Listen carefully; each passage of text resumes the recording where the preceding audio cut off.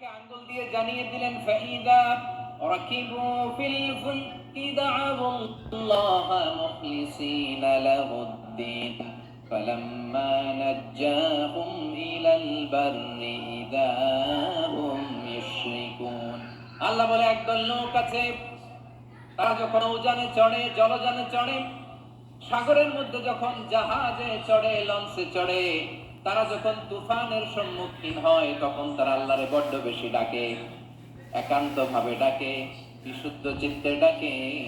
আবার তুফান থেকে তাদেরকে সেফ জোনে নিয়ে, নিরাপদ জোনে নিয়ে যখন বন্দরে আমি আল্লাহ তাদেরকে ফিরিয়ে দেই, ওই লোকগুলো আবার আমি আল্লাহর সাথে শিরিক করে। এরকম আছে না নাই? জাহাজে উঠছে, সাগরের মাঝখানে তুফান, ওই সময় দেখবেন আল্লাহ কারে কয়। এই কথা তো আপনাদেরকে বোঝানো সহজ, আপনারা তো নদীর দেশের মানুষ। লঞ্চে চড়েন নাই কারা কারা দেখি? লঞ্চে চড়ছেন? হ্যাঁ,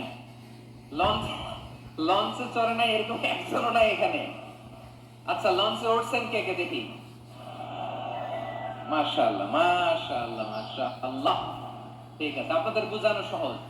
আচ্ছা, লঞ্চে উঠে তুফানের সম্মুখীন হয়েছেন, জলোচ্ছ্বাস, সবাই? মাশাআল্লাহ।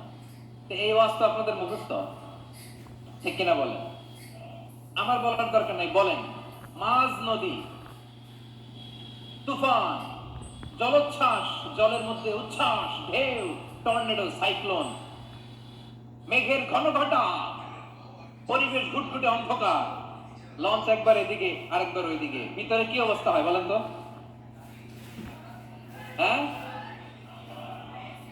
তখন মুসলিম আল্লাহর ডাকে, হিন্দু আল্লাহর ডাকে, ঠিক কিনা বলেন? আস্তিক আল্লাহর ডাকে, নাস্তিক আল্লাহর ডাকে, ঠিক কিনা? লঞ্চের ভেতর, স্টিমারের ভেতর কান্নার রোল পড়ে যায়, চিৎকারের রোল পড়ে যায়, সবার মুখ দিয়ে শুধু একটা আওয়াজ, লা ইলাহা, লা ইলাহা, লা ইলাহা, সুবহানাল্লাহ,